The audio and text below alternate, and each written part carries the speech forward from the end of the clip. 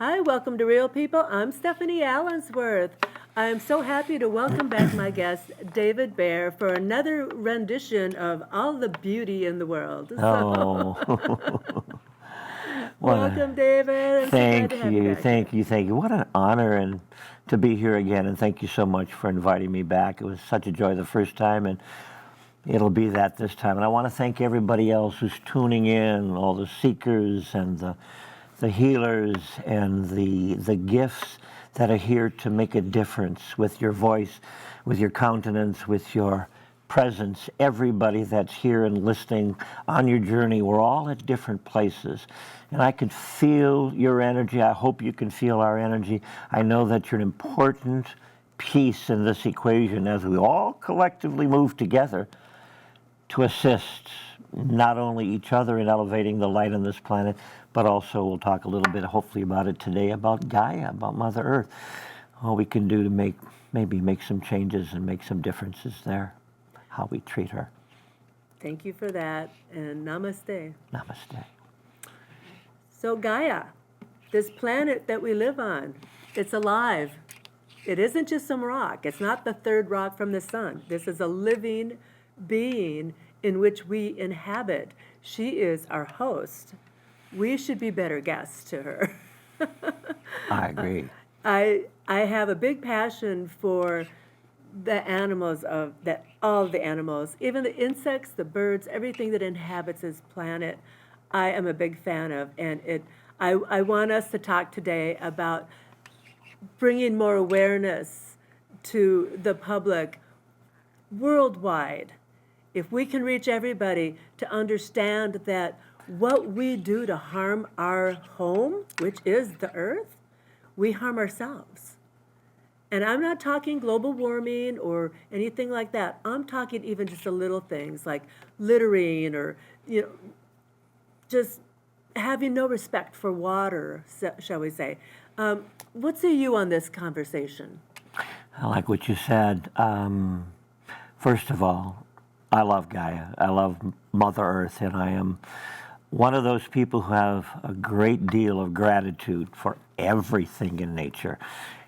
It's our life force. It's our dream come true. It's our energy. It's our gift from the soul and the beingness of Mother Earth, who nurtures all of us, not only with the food that we eat and the water that we drink, but the beauty, the scent in the air, the flowers, the ability for us to grow our own food, the magic of what Earth has to offer, and then to, as you have suggested, how people can be so inconsiderate or not respectful for something that is so amazing.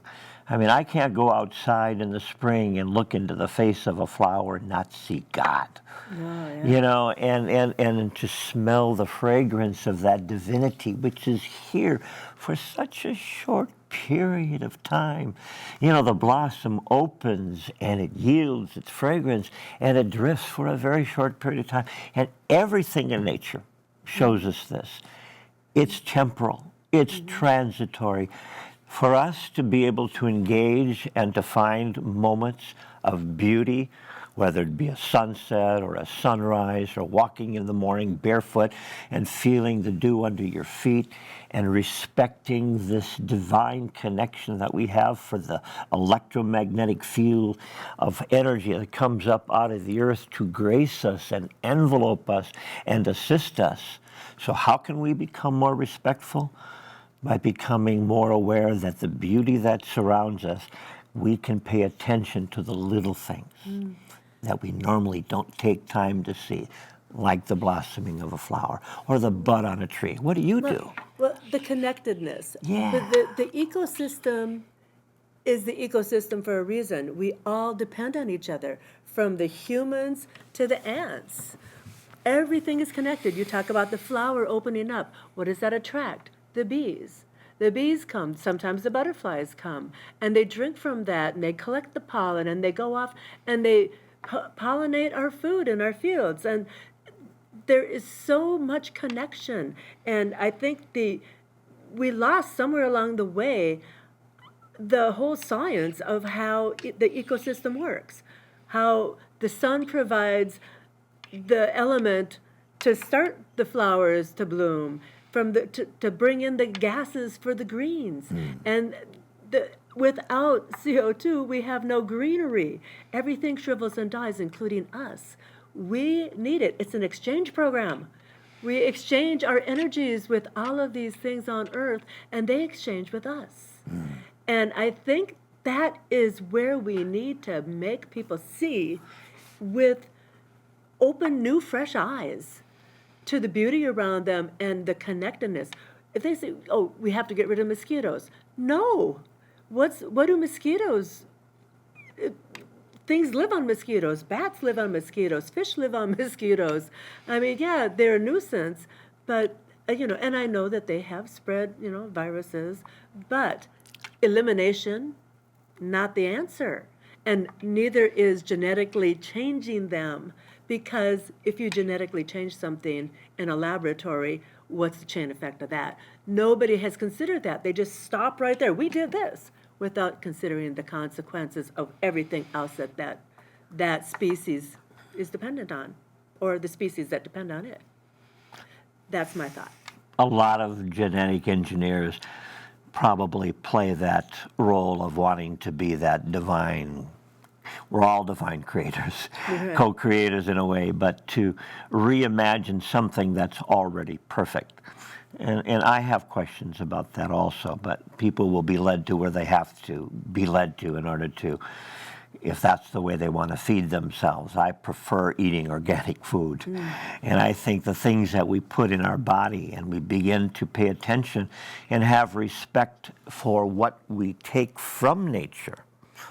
And I think when we begin to, let's start with food. Whether it's an apple, or a grapefruit or a banana, whatever we take, the energy, you mentioned earlier, we're all energy. Everything is energy. We're all inextricably connected.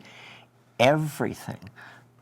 Let's talk about the apple for a second, because to me, I find whenever we consume anything, if we pay attention and we be respectful by being prayerful about what we are engaging with, because of the amazing magical transformation of what happens when you take in an apple that's ripe on a tree. Here's my thoughts. That apple is a divine creation that has within its energy field the thought of you or me. Whoever finally picks the apple out of wherever nesting place it is when it's ready for harvest, whoever finds their way to it, that apple, I believe, will just take an apple that they had from the very time they were a little bud on the tree, had the whisperings of Stephanie. And they were feeling and connecting that they were going to be driving their energy force until it was a full-blown apple that would spend the entire summer ripening on the tree, so that it would find its way, so that you could choose it. So that bond, that energy connection between you and the food that Mother is giving you becomes prayerful. And how does it become prayerful? Thank you. Thank you for having the dream of one day being in me and offering your sustenance, your sweetness, your vitality, your vigor, your Christmas, the sweetness, the ambrosia that not only gives me nourishment, but gives me pleasure in the eating process. I am so grateful, Mom. Thank you. We just blessed that situation. That energy in that apple, maybe if you thought you needed a full dinner or a full breakfast, that apple probably now is really satiating you, because you gave it so much love and light, and its energy in your body is dancing. There is a connectivity. What do you think about that? Oh, I think that's absolutely beautiful. And that's just broadening the horizon, right? Of, there's so much more to what goes on here with the energy and the exchange and the sustenance and being grateful. And the gratefulness is something that we should talk about, gratitude and being in grace, basically. And being in grace is very much what you just explained with the apple. You're being in grace when you understand that apple, and that apple understands you. It is it is a match. These things, the things that we manifest, whether we know it or not, are the things that we either need or want us. And they're coming into our life for a reason. And I don't know why I'm going off on this right now. It's kind of interesting. But all of a sudden, I'm like wanting to talk about manifestation. And I know that you have a lot to share about manifestation as well. But we manifest way more than we know. The good, the bad, and sometimes the ugly. But let's focus on the good and the beautiful. Yeah, I agree. And there's always going to be the antithesis.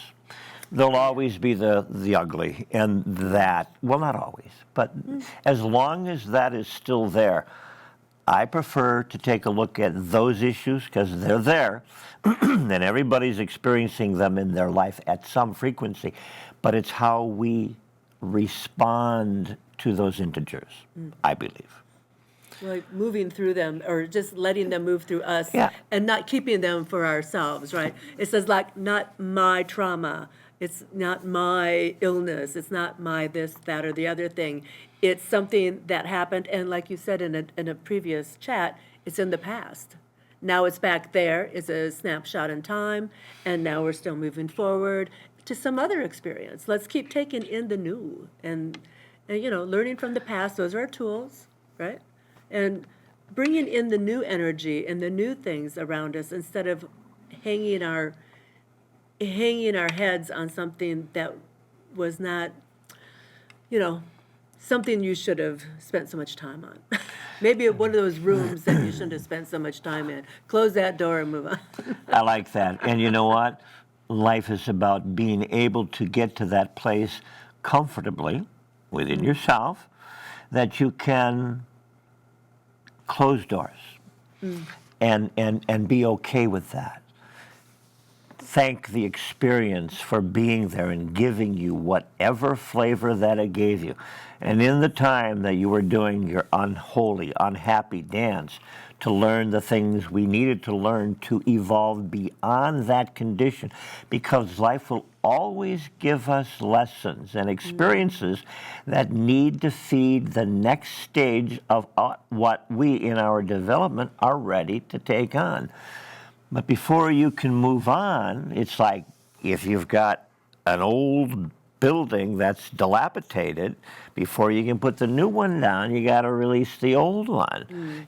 So it had its place, it had its snapshot in time, it had its story to tell, but now it's ready to move on to something else. And we could say the same thing with the equation of whatever emotional block, inadequacy, insecurity, sadness, depression, anxiety, frustration, hate, inability to forgive. These little blocks that we have in our life are nothing more than life going, it's not going to go away that easy. You can turn away, you can run, you can hide, you can ignore, but it will come back over and over and over again. The wheel of samsara, it has to. So when we get into that, when we subject ourselves to the place where we're open to being able to see all of our lessons as really wonderful gifts to move not only beyond, but at a place where we can start to flourish and thrive in a goodness, in a confidence, in a courage, in an understanding that we are way larger than we think we are. So I want to hear what your thoughts are about that in yourself, about how we reclaim some of this forgotten divinity. Oh boy, on the spot now, huh? Reclaiming our divinity. Oh my gosh, I don't feel prepared to talk about that at the moment. Okay. You got to give me something to trigger me so that I start to. Let's talk about getting back to the divine part of nature. A lot of people get their hands, spring is coming, so a lot of people like to garden. You garden at all? I garden to some point. My yard isn't good for gardening necessarily because I get way too much sun. But what it's great for is growing hot peppers. Oh, wonderful. And so we generally have, last summer I had a beautiful garden of all hot peppers, all different colors, all different sizes, and all different temperatures, yeah. And who are the lucky recipients? Anybody who comes to our house to eat in the summertime. Oh, I love it. So it's a Yeah. share with everybody. That's Yeah. nice. Oh, yeah. Definitely. They get shared, and sometimes we'll go to a Mexican restaurant and bring a baggie with us and give it to the chef. Oh, nice. Yeah. Oh, nice. Yeah. They actually appreciate that quite a bit when they know that it was grown in our own casa. I love it. Uh-huh. I was listening to something this morning early about bees. And I've known this, but it was kind of brought up again. I thought, what an interesting thing. Honey is a product that can last 2,000-3,000 years. They found honey in the tombs of Egypt, and it's still good. People can still eat it. When you think about the amazingness of a bee, and they're suffering right now. There's a lot of collapses of hives, and people. Theft of hives. I'm not going to put it out as a panic, but people need to be responsible for recognizing that the bees need our help. And so we talked about how we can influence energy using technological tools on an intuitive basis. Maybe before we're all done today, we can do a little healing with Mother Gaia, and maybe specifically about the bee population, because guess what? We don't eat if there's not bees. Exactly. Right? It's like, okay. So we don't eat if there's no bees, no ants, no worms. All of it. This is what I mean. I mean, and spraying toxins in your yard isn't going to solve that. It's only going to make it worse. There's always a better way, and to be respectful for all living things and responsible for our own environment. You talk about toxicity. And so many, I believe, probably of this audience, they've gotten to get the chemicals out of their, I'm going to say for the most part, maybe getting the chemicals out of their home, and they're using more natural products, more things that are connected with nature just because it's more supportive of the body. The things we take and we drink in our body, drinking pure water, drinking or eating food as clean as you can get it. I know not a lot of people, maybe can't afford, they think they can't afford organic, and I always go, well, you might want to look at it differently, because it pays to have food that really nourishes the body on a different level, at a high level of efficiency.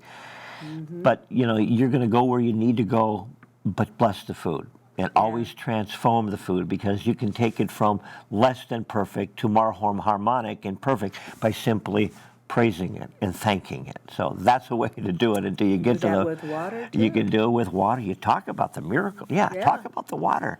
Yeah, well, I want to talk about water, but I also eventually want to get to the trees. Yeah. Because the trees are so cool, and people just don't have enough respect for trees. Go on my Rosanna rant here. Do you have a favorite tree? I do. Do you? Do you have a name for your tree? I do not have a name for No? my tree, but it's on the north side of my house, and we had a little accident with him where he got some pesticide inadvertently trying to get rid of something else, and the tree actually told me that it was poisoned. And because I was like, what is wrong with my tree? And, this is the tree that I go sit by and talk to and hug. And I feel like it's the master tree in our neighborhood, like the one that's been there the oldest, the eldest. It's the elder. It's not an elder tree. It's a green ash. But, now, of course, there's war out on green ashes around here. But we managed to save ours. And this tree in particular was just like my energy tree. I go to it when I need energy, and it gives it to me, just like they nurture each other. People don't know that. Trees will give their energy, even sustenance, to other trees that aren't feeling well. And I would go there, and we would do a little energy exchange, and I can hear him talking to me. It's a male. I can hear him. I'm going to name him David. It's a good name for me, because I have a lot of Davids in my life. Neat. Now I have another one. But water, well, as they say, water is life. And I am a big fan of making my own water. And so I buy distilled, and I put it through a filtration system that I have, and then add my own minerals to it. Nice. And I always drink that water. Now, this isn't that water right now, but I can't always have it everywhere I go. But most times I do. I fill a jug and bring it with me. It's makes such a difference in your body. When you are drinking hexagonal water, it's because it's structured. Braided. Yeah, braided structured water. It's so different. And the difference is, somebody on social media asked me the difference, and I said, it's water, it's created, structured water is created when water hits water. So say a waterfall hitting a pond, that creates structured water in a pond. Going over rocks in a stream, it creates structured water. And it also filters it, going through the streams like that. It's a filtration system naturally. And all of that beautiful water, and then we dump things in it that we don't need to be dumping in it. And I don't know what we can do about the waste problem in America or in the planet, because toting it out on a ship and dumping it somewhere in the ocean is not the answer.